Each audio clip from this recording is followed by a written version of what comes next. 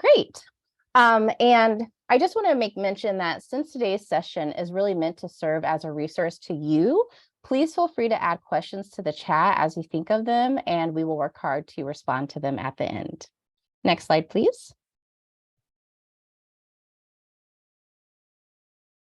So today's presentation is a collaboration between UCSC Global Learning, UCSC El Centro, and UCAP, which is actually part of a system-wide Exploring Your Identity Abroad series. We'll actually be offering various sessions throughout the school year, so you can visit the link below to see other session offerings. For example, I know that tomorrow UC Berkeley will be offering a session specific to first-generation college students. So there will be a lot of different identity-focused sessions, based on different students' intersectional identities to learn more. Next slide, please. I also want to hold space to recognize the original stewards of our land. So many staff and students in today's presentation are from UC Santa Cruz, which occupies the unceded territory of the Ama Mutsun tribal band. Consistent with our values of community, inclusion, and diversity, we have a responsibility to acknowledge and make visible the hard work that the original stewards of this land are doing to restore traditional stewardship practices on these lands and heal from historical trauma. So we really encourage you to learn more about the land in which you occupy via this link. And again, the slides will be shared, so you'll have access to all of the various links throughout the slides. Next slide, please. So without further ado, we're going to start by introducing ourselves. My name is Ashley Bayman. I use she, her, ella pronouns, and I'm a global learning coordinator and advisor at UC Santa Cruz. When I was in college, I studied abroad 3 times, once in Mexico during community college, and then in Brazil and Argentina when I got to the university. And I can tell you that each of my experiences studying abroad were profoundly different. And many of the successes and challenges I experienced were in direct relation to my identities, which is why we're holding this space for you all, because it can be really helpful to think about who you are and how your identities may be perceived in different cultural spaces. Now I'll pass the mic to my colleague, Lily. Hi everyone, bienvenidos. My name is Lilia Rodriguez. My pronouns are she, her, and ella. I work at UCEAP as a program specialist, and I work specifically with a lot of Latin American countries, or with Argentina, Chile, and Mexico, and I also work with Singapore. When I was an undergrad student, I studied abroad in both Italy and Spain, and I loved my study abroad experience so much that after I came back and I graduated, I actually moved back and lived in Spain for 2 years. So welcome everyone. Hi everyone, buenas tardes. My name is Xiomara. I use she, her, ella pronouns, and I'm the director for El Centro, the Chicanx Latinx Resource Center here on campus. Thank you so much for being here today. Before we move forward, I do want to acknowledge that the United Auto Workers Union that represents UC postdoctoral scholars, academic researchers, and graduate students employed as researchers, instructors, teaching assistants, tutors, and readers are holding a system-wide labor strike at UC campuses, and that started on Monday. And we really just want to acknowledge the anxieties, the fears, and all of the feelings that this may be causing. And we want to encourage folks to get informed and to reach out for support. And so for those of you at UC Santa Cruz, please make sure to check in with El Centro. We are still open in the ethnic resource centers from 10 a.m. to 5 p.m. And I definitely encourage folks that are not at UCSC to check in with their local resource centers. Thank you again for being here today. Next slide. Thank you. So we're really honored to have our 4 panelists here today sharing their global learning experiences. So Esteban, would you start by introducing yourself? Yeah, thank you. Hi, everyone. My name is Esteban Rosales. My pronouns are he, him, él. And I'm currently a 4th year at UC Santa Cruz, majoring in human biology. And I just did my study abroad program in the summer of 2022, and I did it through UCEAP, and my program was called Made in Italy, where I obviously studied in Italy. Thank you. Alcides? Yeah, hi everybody. My name is Alcides. I use he or they pronouns, and I am a recent graduate of UC Santa Cruz. I graduated last spring, and I double majored in environmental studies and Latin American studies, and I traveled to Guatemala for my study abroad, and I'm excited to be here. Thank you so much. Melanie? Hi, everyone. I'm Melanie. My pronouns are she, her, ella. I am also I'm a fourth year at UC Santa Cruz, and I am double majoring in politics and critical race and ethnic studies. I did the UCDC program last spring, and I'm going to do the Made in Italy program in the winter. Thank you Hi so much. everyone. Jose? Hi everyone. My name is Jose, and I use he, him, el pronouns, and I'm a recent graduate as well. My major was history with the concentration in the Americas and Africa, and for my global seminar, we studied in Spain and Morocco. Thank you all so much, and we look forward to learning more about your experiences here soon. But just so everyone has, an idea of the general structure of today's community discussion. So we're first going to discuss the benefits of participating in a global learning program, as well as talk about specific considerations before going on a global learning program. For example, how to talk to your loved ones about global learning. We'll then finish by discussing successes and challenges that Latinx students and our panelists experience in different cultural contexts. And then we'll open it up to our panelists to answer any questions that you have. Next slide, please. So first, I'm going to pose the question, right? Like, why should you participate in global learning anyway? So obviously from here, you can see a long list of things like personal growth, learning a new language, developing new relationships, complementing your UC studies, career preparation, etc. But some that I want to personally point out is that it really allows you to learn like both inside and outside of the classroom. And honestly, I think when you go on a global learning program, you learn more outside the classroom, right? Because you're interacting with the culture in real time, you're seeing various historical landmarks and meeting so many people that it really brings your academic studies to life. It also gives you the chance to experience a new culture, right? So when we consistently stay kind of in our own cultural bubbles, sometimes we're not exposed to new ways of thinking and living. And then finally, it really does help you clarify your interests and life goals. For example, when I was in college, I studied Latin American Latino studies, Spanish and Portuguese. And honestly, I had no idea what I wanted to do with my degrees. I just knew that I liked learning what I was learning. But after studying abroad, I realized that I really wanted to help others pursue these kinds of life-changing experiences because they impacted my life so much, which is why I'm serving as a global learning advisor today. So there are a lot of benefits, but more specifically, next slide, please. There are actually specific reasons why we see your fellow Latinx students participating in global learning. For example, some go to connect with cultural, religious, linguistic, or ancestral heritage. Others have gone to explore their own identities. For example, I've had, Mexican-American students study abroad in Mexico, and they came back feeling even more connected to that part of their identity. And then finally, some go to develop cultural humility and just really understand how other people live outside of California. So I've had students study in DC, and they were so impacted by their East Coast cultural experience that many moved back to live and work there. Here you can see a quote from one of your fellow students who went to Costa Rica and expressed that, the experience really made her proud and confident in being a Spanish speaker and gaining strength by, putting herself in a challenging situation and succeeding throughout it. Next slide, please.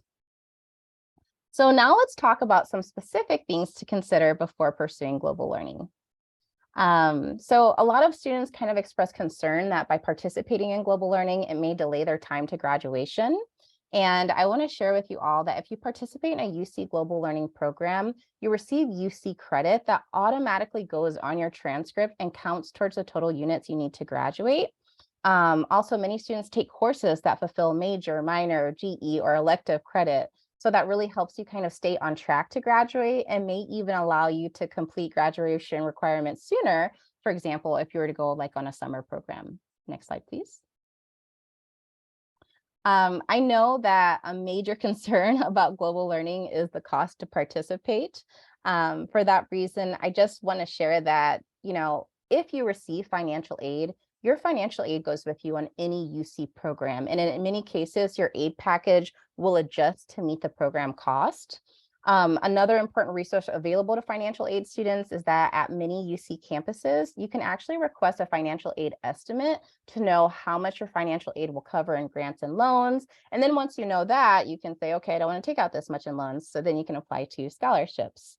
And then the final thing I want to note is that sometimes participating in global learning program can cost more, but it can also cost just as much or even less than it costs to attend the UC, because, like in many locations, the cost of living is much lower than California, which can really allow you to save money while studying abroad or away. Next slide, please. And then what's the most important thing to note is that there are just so many different scholarships available to you when considering global learning. So this is just a short list of scholarships. Please note that, most scholarships have different eligibility requirements. So as we see here, for example, the Gilman, you must be a Pell Grant recipient to apply. For the Boren, they grant awards to students studying languages in non-traditional locations. For UC EAP, you must be participating in a UC EAP program. For the Fund for Education Abroad, special consideration is given to transfer students, students of color, and first-gen students. And then the Freeman Asia is awarded to students studying in Asia. But I want to encourage you all to, meet with your campus study abroad office so that we can help you identify scholarships that may be a good fit for you. Next slide. I also want to quickly mention that, despite immigration status, all students can explore global learning. For our undocumented community, we strongly encourage students to meet with UC Immigrant Legal Services Center to understand, just changing immigration policies and any need to know risks. For undocumented students, in order to study abroad, you must have DACA because you have to apply for advanced parole, which then grants you lawful re-entry into the US. If you want to study away in the United States, for example, in UC-DC or another location in the US, if you intend to fly to that destination by May 3rd of next year, you will need a real ID. And then for both study abroad and away in the US, other documentation may be required, such as a visa, employment authorization documents, or others. But again, I want to make mention that all UC undocumented students have access to free legal counsel via the UC Immigrant Legal Services Center. Next slide.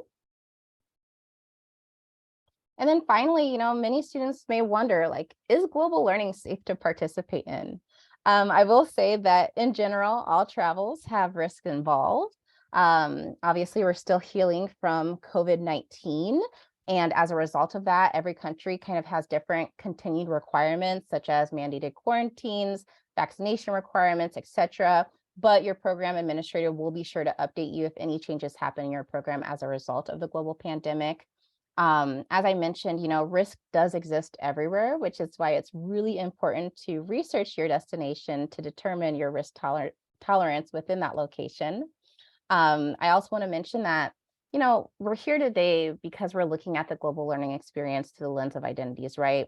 And we're highlighting that, different parts of your intersectional identities may cultivate an experience for you that's different than your peers of other identities. So I would say if you want to know more about what it's like to navigate your cultural community through the lens of your identity, you can reach out to your global learning office to see if they can connect you with past alumni who share your identity. And then as a final safety tip, I just want to emphasize the importance of just, knowing the risk of your destination, because the more informed you are on social, political, economic, and climate conditions affecting your global learning location, the more you can kind of assess and prepare for the experience. Next slide, please. Okay. So for this next portion, we want to dive into how to talk to your loved ones about global learning opportunities. I definitely want to acknowledge that for many of us in Latinx communities, we are very close to our families. And also, a lot of us are first gen. And so we are the first ones to potentially leave the household to another, couple hours away for college. But then I think, as parents and loved ones, leaving to another state or another country, right? For many of us, again, it's our first time. And so we just want to acknowledge that portion, but we also want to give you some tips to have these conversations with family members. Next slide, please. So some tips that we would recommend as you are preparing and navigating these conversations is to do your research, right? It's important to give your loved ones as much information as possible, with really focusing on the benefits of participating in global learning, right? We talked about a couple, such as field experiences, being able to expand your resume, language acquisition. And so really, again, focusing on the benefits and sharing those with your loved ones.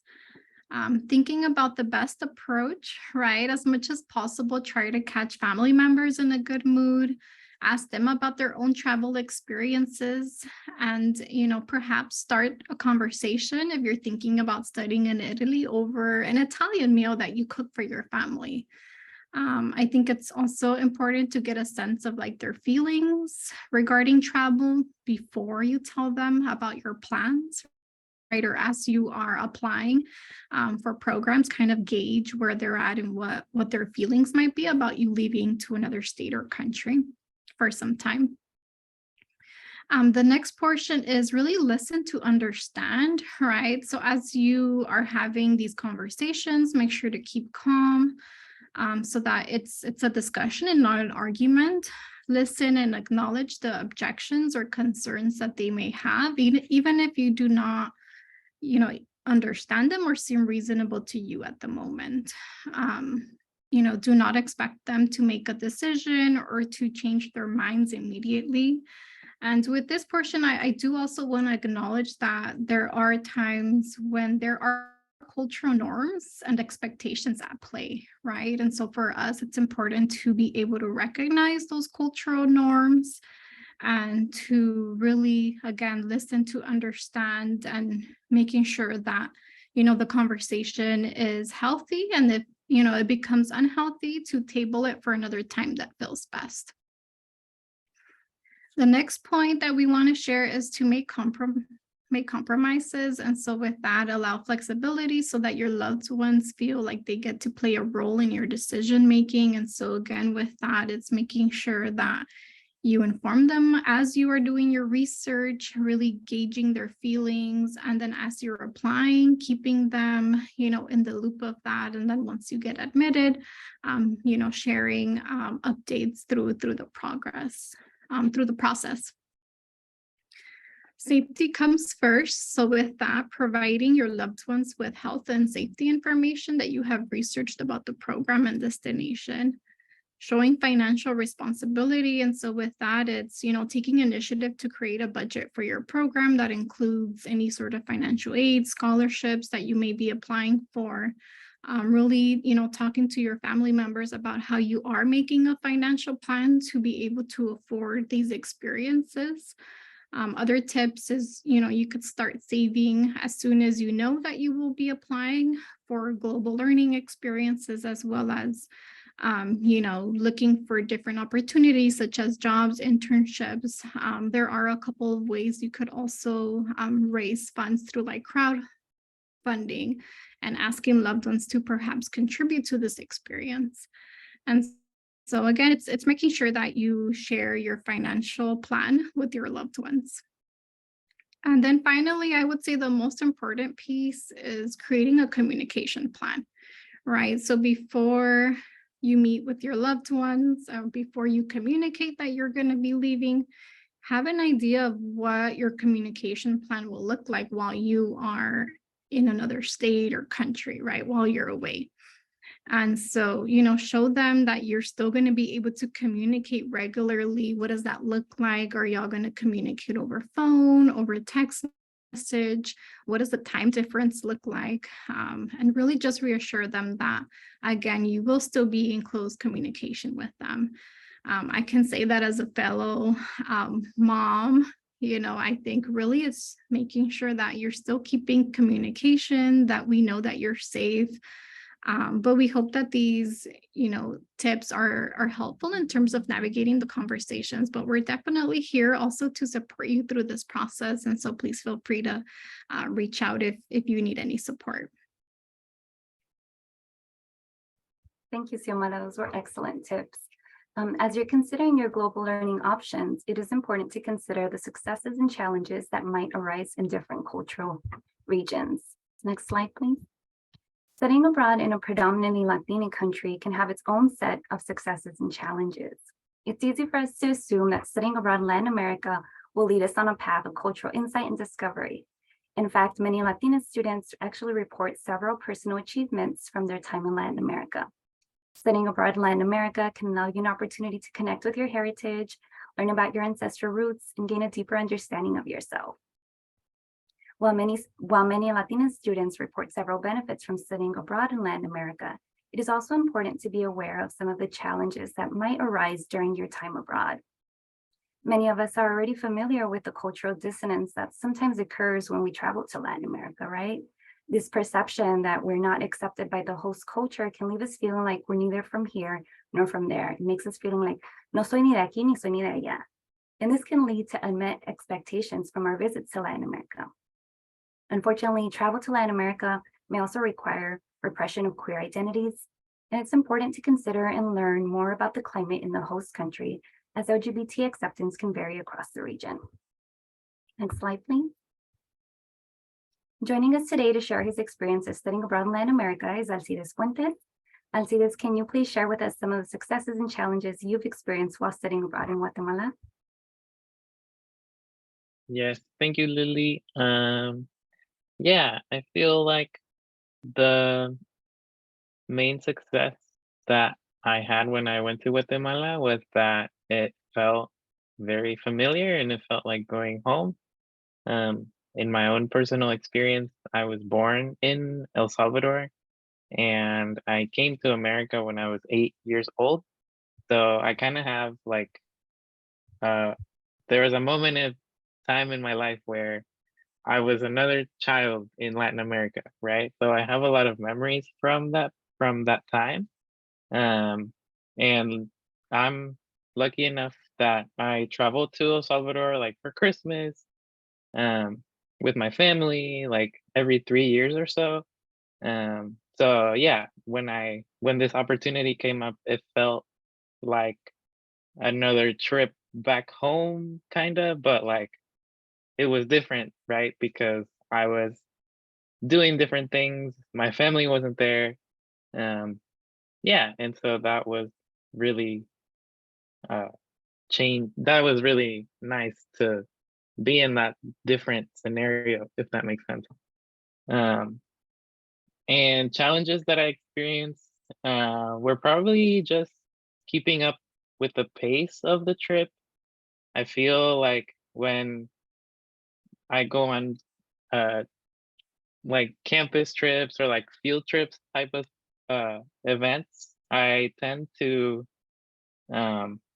like want to like eat everything up, right? And like I want to experience everything, but my body gets tired. And like there were days where I was like, wow, I'm in this beautiful lake, but like I'm really tired and like I just want to take the day off, you know? Or like we were learning things like every day and we had to wake up really early every day and learn a bunch of stuff and get to know everybody that I was with. And so, yeah, I feel like that was definitely a hard part, is like making sure to like still make time for yourself and not feel guilty that like you're not using every second doing something important, if that makes sense. Yeah, that was my experience. Thank you, Alcides.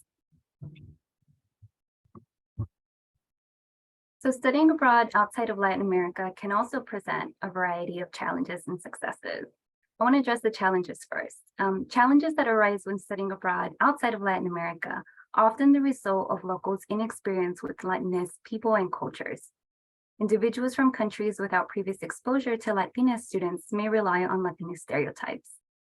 Studying in a country without a sizable Latina community can feel very challenging and isolating, but it can also provide an excellent opportunity to share your culture and educate others. Unfortunately, homesickness can feel particularly isolating while studying abroad in a country without strong ties to the Latina community. But despite these challenges from studying abroad outside of Latin America, some students do find success in their host country. While some students reported negative experiences due to their Latina identity, some Latina students report a sense of racial freedom in their host country, where they're able to abandon the negative beliefs of race. Exposure to Latina culture varies across the region and countries, but you might be surprised to witness the influence of Latin American culture in your host country and across the world. Studying abroad can be a great opportunity to further participate in the exchange of cross-cultural learning by sharing your culture as you learn from others.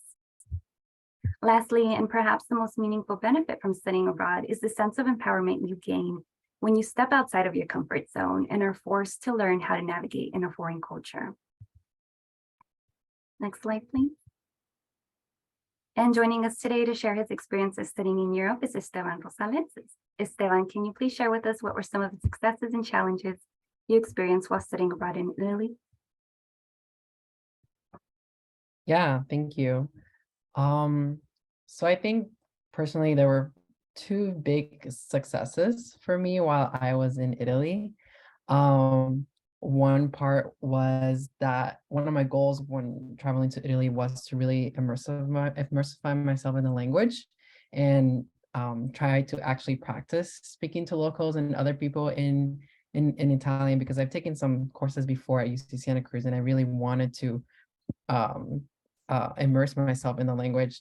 And I'm very proud of myself to say that I did.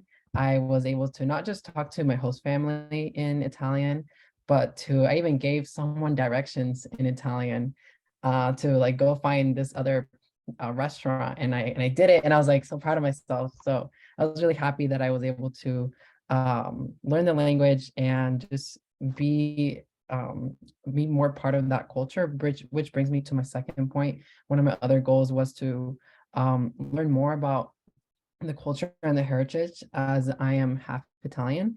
And so I never really connected with myself in that side of my culture. And so I really wanted to know more about Italy, like not just food, gelato and all that stuff, but also just about the culture, the architecture, the buildings, the traditions. And I'm really happy that I did, and I learned so much while I was in Italy that I think those two things were really a huge success of my experience in Italy. And then I think one big challenge that while I was studying abroad in Italy was definitely feeling homesick and feeling a little bit isolated was a big part while I was there. It definitely hit me maybe the second week I was there, because the first week I was there, I was like, wow, I'm in Europe. Wow, this is crazy. But then the second week, it really hit me because I got like a little sick, and I was like, wow, I don't have my mom to, cook me some sopita or anything like that, or like on the slide before it said like vaporu, right? So it hit me a little bit tough because I was so far away from my family, and I traveled to Italy by myself. So I didn't really have like my family with me. So that was a little isolating at first.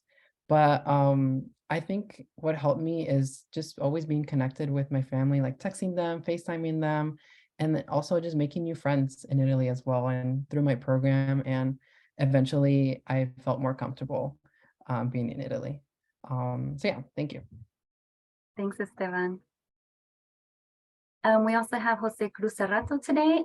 Jose, can you share with us some of the successes and challenges you experienced while studying abroad in Spain and Morocco? So while I was studying abroad in Spain, I felt very connected to the people because I already spoke Spanish. I would say it was challenging at some times because I would actually have to end up using like the English menu, even though I knew Spanish, because they have different terminology. So for them, they don't say like pastel for cake, they say tarta. There's a certain type of egg that like my mom would make, and I was like, oh, like I told my homestay mom, like, oh, gracias por el huevo, and she's like, oh, eso se llama tortilla francesa. I was like, what do you mean a tortilla? I'm like, it's huevo. And I would say one of the challenges that I did face while being in Spain was that where I lived, it was we all lived in the downtown area of Granada, but where I was staying at was 30 minutes away from where the class was, and there's a lot of on-foot traffic, so it's like it really was a struggle where like I would end up coming late almost every time to class, but the professor was more than understanding. I guess one of the other challenges is when you're trying to communicate with family. And also it's like when you're having like a long distance relationship in a sense that way, it can be hard because it's a different time zone. So for me, like when I would be getting ready to sleep, my parents were starting their day. When I was getting ready to go to bed, my parents were barely getting up. And that really does play an important role. It's like telling your like family to, well, it's like trying to get your family to understand it's like that there's like a big time difference. But it does help a lot if you plan in advance. I would say that for Morocco, I felt a little bit more lost because they speak, well, at least when we arrived first to Tetuan, they speak a variety of languages. So if you didn't speak English, Arabic, or French, they spoke Spanish as well. But when we went to Rabat, they only spoke French or Arabic, and I was completely lost. So it's like I couldn't explore as much as I would say in Granada. And another challenge was is that when I was in Morocco, um, I actually, well, for me, it's like my partner was concerned um, because it's a more conservative country. So he told me, he's like, he's like, I know they have that little bracelet that we got at like the queer pond that they can do through. He's like, just like out of like safety, he's like, maybe you should take that off. But other than that, it was a pretty nice experience. Thank you, Jose. So lastly, we also want to discuss some of the successes and challenges that might arise when studying away in other parts of the US. I want to start with the challenges. Some challenges students might encounter is that the climate and acceptance of diversity will vary by state. So while we are used to a more progressive climate in California, friendliness and tolerance of LGBTQ and immigrant communities will vary across the US. And unfortunately, students of color may also encounter racism in certain states or regions in the country. Students might also face negative stereotypes about California. Common California stereotypes include that Californians are superficial, that they're hippies, or that they're potheads. But as with any study away program, it is important that you do your research to understand what the overall feeling towards diversity in your state or country of choice might be. Now, some successes that students have encountered while studying in the US include seeing the US melting pot firsthand and expanding their understanding and knowledge of the US. Studying within the US is also a great way to build your independence and gain and attain some of the benefits of studying away while remaining close to the comforts of home. Studying in another state can also increase your job prospects as you expand your network beyond California. Programs such as UCDC and Washington, D.C. offer you the opportunity to test drive a career, build your portfolio or resume, and make valuable industry contacts that can be essential to landing your ideal job after graduation. Next slide, please. And joining us today to share her experience is Melanie Renterian. Melanie, can you share with us what were some of the primary successes and challenges you experienced while you were studying in Washington, D.C.? Yeah, so for Washington, D.C., I feel like all trips are kind of full of successes and challenges. For successes, because I felt like I'm a first generation college student, but also first generation American. So it was kind of hard to relate to a lot of the people that were in the program. But I think because of that, like I did meet someone and she's like my best friend, and we happen to live like 30 minutes away from each other in LA. So it worked. It was really one of the biggest successes. Also, I met AOC, which was like my dream. I almost had a heart attack when I saw her. And she actually approached me because I couldn't even get the words out because I was just like panicking. I could not believe it was real. And then also that I worked in, my internship was in the House of Representatives. So it was really awesome to just have access to everything, because if you're an intern, you get a badge. And then when I started, there was still stuff that was closed down because of the pandemic. So the Capitol was basically empty, and it was really nice to just see everything in there and have access to everything without having to make reservations and go through everything that I saw a lot of other students go through.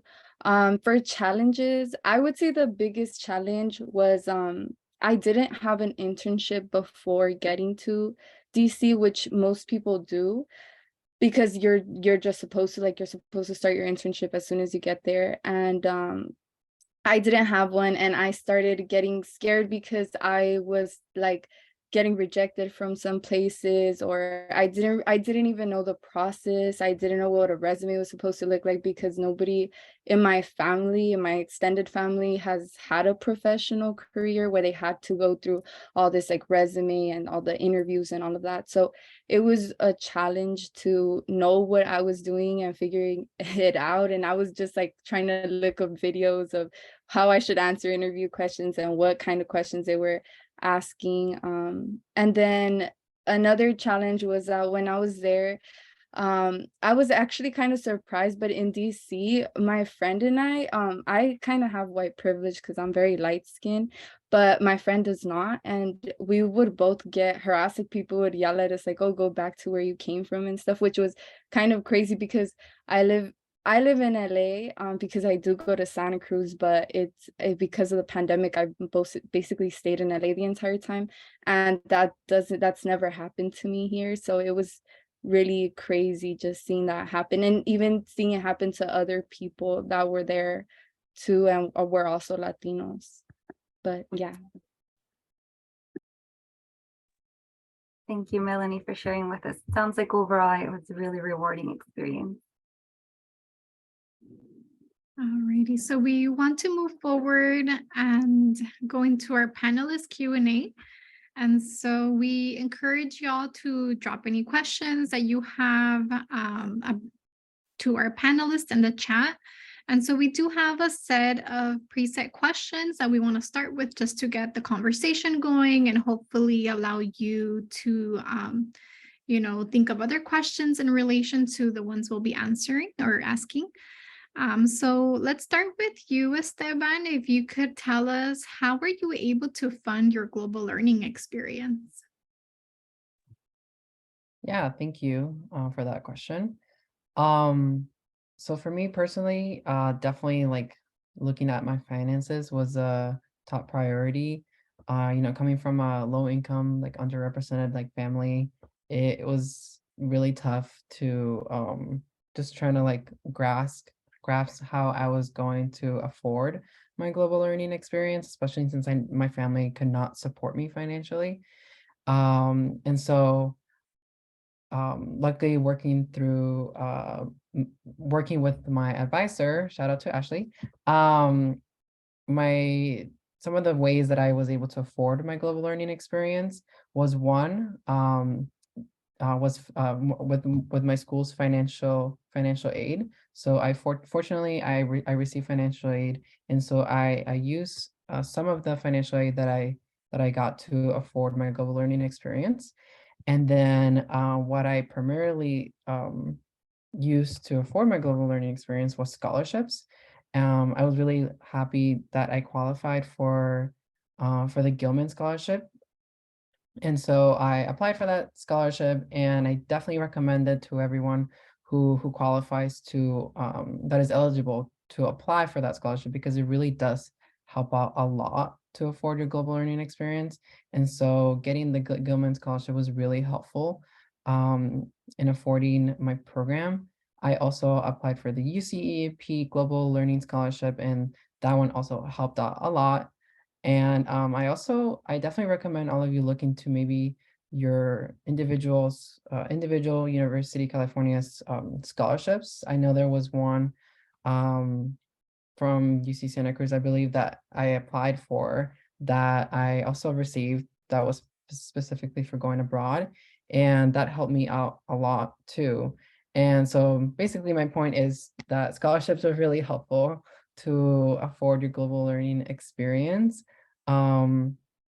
I think I also want to mention that I also did personally like just try to find some tips and some ways to get like cheap tickets, look into credit cards that don't charge a foreign transaction fee, how trying to like budget as well. And so while I know affording global learning can be really costly, just remember that there's a lot of scholarships out there that sometimes don't even get used.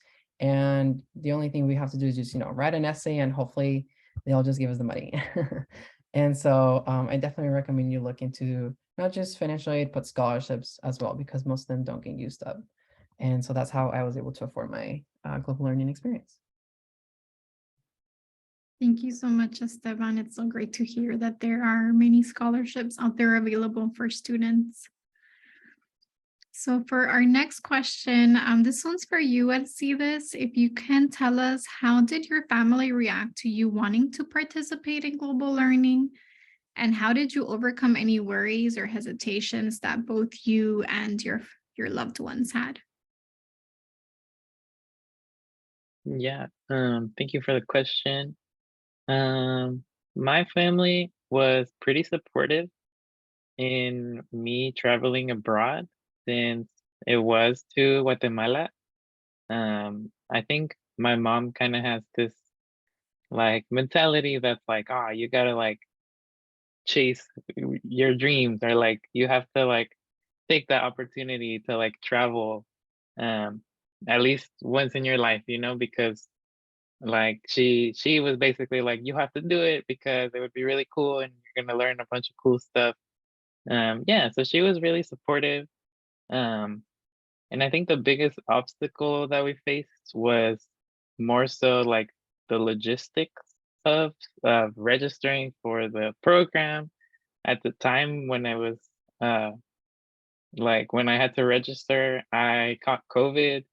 So I was like on my bed, just like sick, you know, and I had to like register for stuff.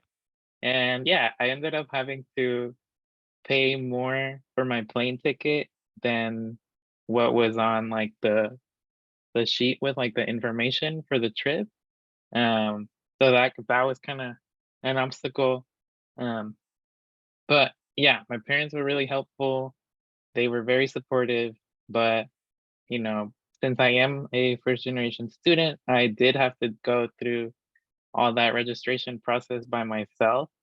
Um, and that could be kind of daunting, but yeah, luckily I had the global learning team and I checked in with them a lot. Um, yeah, and I feel like I rushed through the process because I was sick and I wanted to get it done. Um, but yeah, it worked out in the end.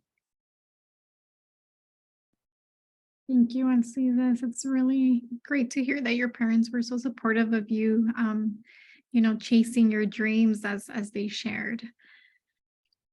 Okay, so for our next question, so we kind of touched on COVID a little bit, and so Melanie, if you could share in what ways, if any, did COVID-19 impact your global learning experience? Yeah, so I actually applied to this UC EAP program called 21st Century Barcelona, I think. And it was supposed to be, I applied for summer of 2021 and I got accepted, and I was so excited for that program because I really wanted to go to it. Even now, like I'm gonna do the Made in Italy program, but I plan on going to Barcelona because I really have always just wanted to go to Barcelona and Florence. And it was going to be in those two spaces, just one program.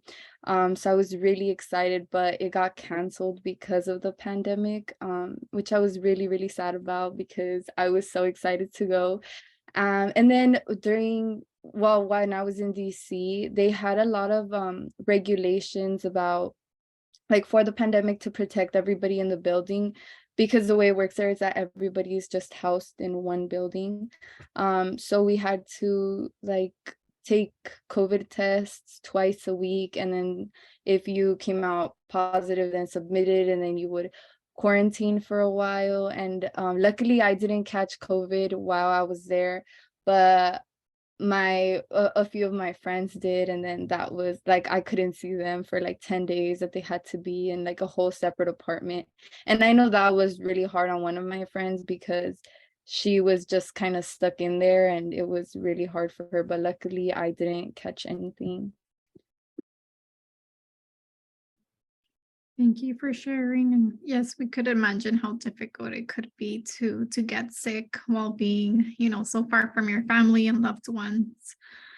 We appreciate you sharing, Melanie. So for our last question, this one's for you, Jose. How, if at all, did your identity as a Latinx student play in your experience abroad?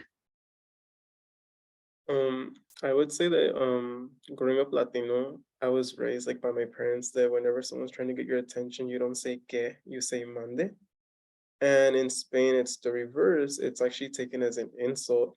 If you say mande, it's almost as if they view it as if like you're commanding somebody. And instead they actually prefer that you say que. And I remember for me, it was such a struggle to like just to say que because I was so accustomed to saying mande. And I remember like having to apologize multiple times at the airport when I would ask for help. And like they would get my attention. I was like, oh man, I was like, oh, I'm sorry. I'm like, I was told that you don't say that over here. And but I was reassured that like, no, it's okay.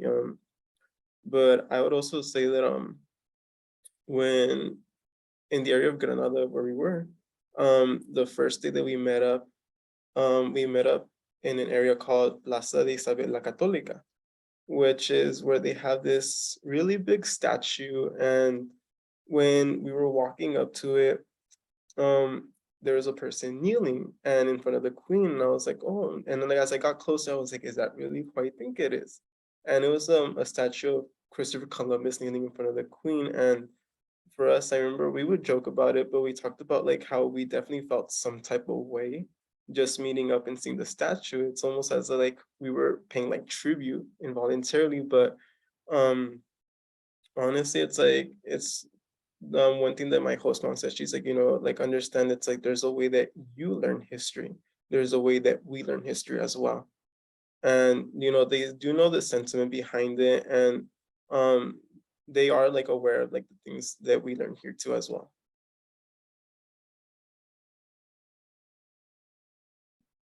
Thank you so much for sharing that, Jose. So at this point, we will open it up. I see that there are some questions in the chat. And so our first question is from Ashley, and this one's for you, Melanie. Is the UCDC program competitive to get into? I'm a first year and really want to go, but I'm not sure if I should wait until I have more to offer. So I, at least from in Santa Cruz, you have to be on your 3rd or 4th year to apply, and they recommend that you have a 3.0 GPA or higher. I think it depends when you go. I went during the spring, which because we're quarters, it was harder to get an internship than if you go in the winter or fall because all of the schools like around DC, they all go by semesters. So a lot of the times the internships are already taken since like January. So if you get there in March, there's very limited internships available. And then like from the program coordinators, they send like they have a page where they post internships, but then a lot of those also say spring, but it starts in January. So I think it is easier if you go during the fall, or I think the winter would honestly be the easiest because the fall they also start before. And then also I would recommend looking for an internship like a long time before you actually get there, because I know there was like a few students. I think there was like 2 students who didn't get an internship the entire time, but it was like out of like 100 and like 100. I think there was like 100 students. But it also depends on what you want to apply for, because it's just you basically do everything on your own. Like they do kind of guide you, but everything is done on your own, and it depends on what kind of internship you're looking for and like how many it's like to get into the actual program, it's not competitive, or I don't feel like it's too competitive, but once you like applying to internships is I think the difficult part. And then also depending on what kind of internship you want. I know for like the congressional internships, those are really competitive because it's not just the people in the program, it's like everybody else that you're competing with, like everybody in the nation. So those were kind of more competitive, but then there's also like a lot of nonprofits and like legal ones. Like, so it depends on what you're applying for. But I think if you get started ahead of time and just really prepare, I feel like you'll be fine. And I would recommend that you apply. It was a really great experience. And even like people who didn't intern in Congress, like they also had really awesome experiences. And some of them even got job offers after. So I would recommend that you apply anyway. Thank you, Melanie. And that's a really great question, Ashley. So our next question is from Michelle. And so if anyone from the panelists would like to answer, but the question is it beneficial to study abroad in a program completely unrelated to your major or your previous studies?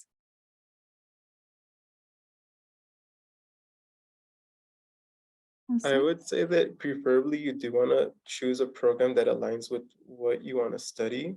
For the reason that some of these scholarships will ask you in their essay portions, how does this program directly correlate with you? And if you know you're using financial aid, or if you're trying to get scholarships to pay for these trips, you do want to choose a program that you can actually write about. And not something that doesn't align with it. And something to keep in mind too is study the country that you're gonna go to. The food that they have, you know, some people have certain dietary restrictions. Some countries is actually much harder for them to accommodate you. And that's something that believe it or not, it can make or break your experience. I did a webinar for Gilman about a couple weeks ago, where we talked about food and special dietary restrictions.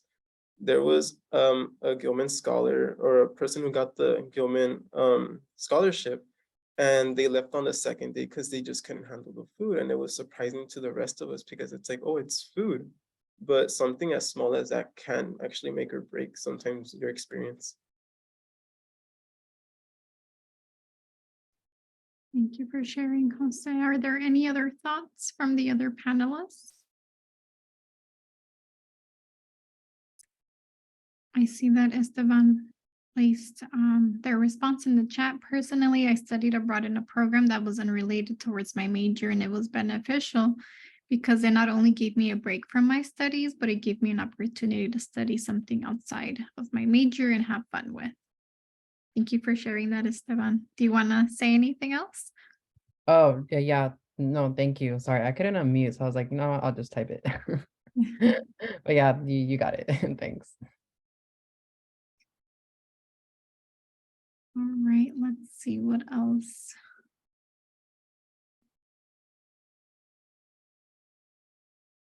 So I see that there is a question answered about housing, so I'll move on. This question is from Elsa for Melanie. What was the process like to apply for the internship? I'm waiting on a decision from Cal in the capital, which is a lot like UCDC. So any advice if I'm accepted? The process for applying, like I said, you kind of do everything yourself, at least in the UCDC program, which I didn't know before applying. I thought that they would help you more along the way, but they kind of like give you tips on like interviews and your resume, and then but everything you have to do it kind of yourself. It's more like on the structure of it. I would recommend like I know it's kind of basic information, but at least for the resume, putting like stuff that relates to what you're going to be doing in the internship. And then for the internship that I got, they also recommend you sending like, once you send your application in, you send another email like a week later just confirming that they received it or whatever. And then for my application, the one that I actually got, because I really wanted to work in my own representative's office, so that's the one that I really like bugged them. And I sent my application. I couldn't find like the contact information of the person, like they were just not getting back to me. So I called their office like twice. I called the one in California and I called the one in DC.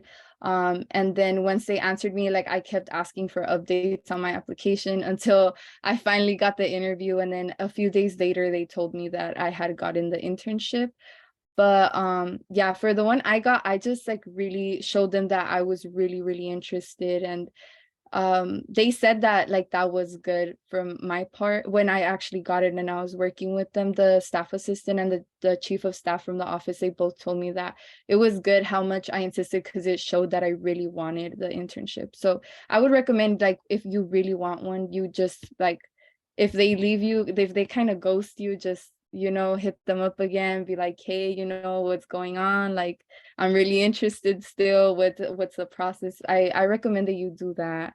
And then for the interviews to prepare, I just watched a lot of videos. Like, I don't have TikTok, but my sister does. So I was just looking for like interview tips, and they actually have really good tips on how to answer certain questions. So I feel like it helped me feel more prepared for the interview for those. Yeah, I hope that answered that. Thank you, Melanie. So we have time for one more question, and I want to circle back to your question, Emily, on how much was the total for your study abroad experience? How much does FAFSA help with, and about how much was out of pocket? This is my biggest worry, and I don't want to apply if it will be too expensive. And so maybe I will tap on Alcides to talk about their experience in Guatemala as it relates to cost. Yeah, thank you, Xiomara. My trip costed around $8,000 for 2 weeks, and 1,000 of those dollars I paid out of pocket, pretty much, and that included the ticket and the things that I bought when I was over there. Yeah, and I actually didn't have time to apply for scholarships. And today on this presentation, I noticed that there were some scholarships that I could have applied to. So yeah, definitely make sure to stay on track of scholarships, and yeah, that'll definitely put a dent in your expenses.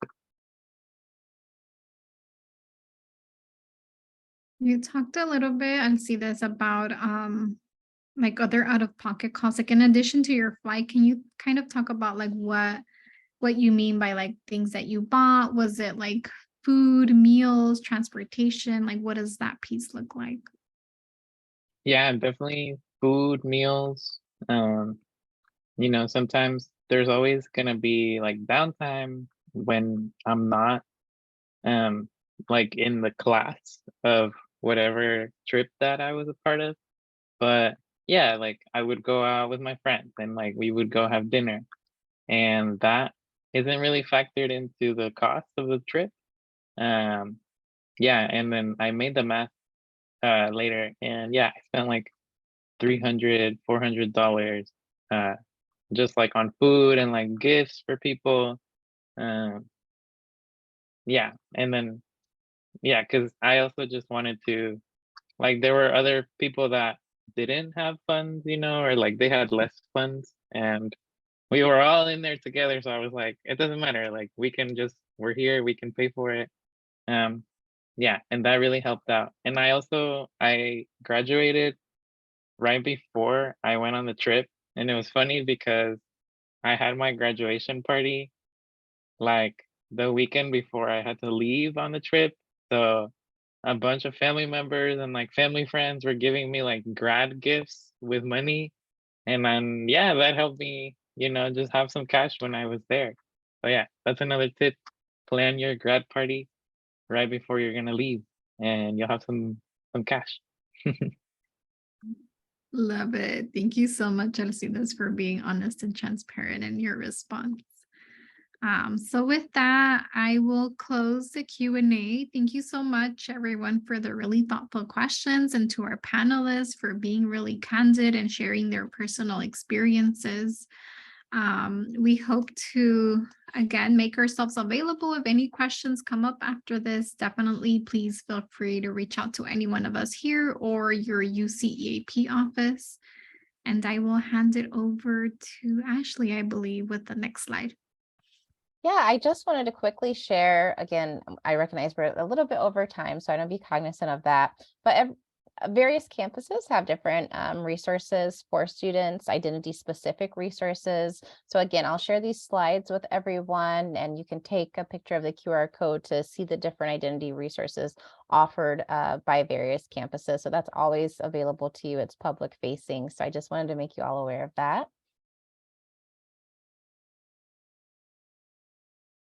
And with that, just a huge thank you for everyone. I was really excited to see how engaged everyone was in the chat with the various questions that you had. When I send the follow-up email, I will definitely share my email address. I can usually answer many questions that you might have, or if I don't know the answers to that, then I'm always happy to connect you with other UC campus study abroad offices. So a huge thank you to our panelists for sharing their experiences with everyone. It's invaluable to learn from you. So just thank you for the time and energy you put forth today to share that. And a big thank you for everyone else just for joining us and learning more. And then just as a final reminder, next slide, please. As I mentioned, if you go to that small link, then you will be able to access different identity information sessions throughout the school year. So we'll have many more coming up. And yeah, we look forward to speaking with you all soon. Thank you so much for being here and have a good night. Thanks, everyone.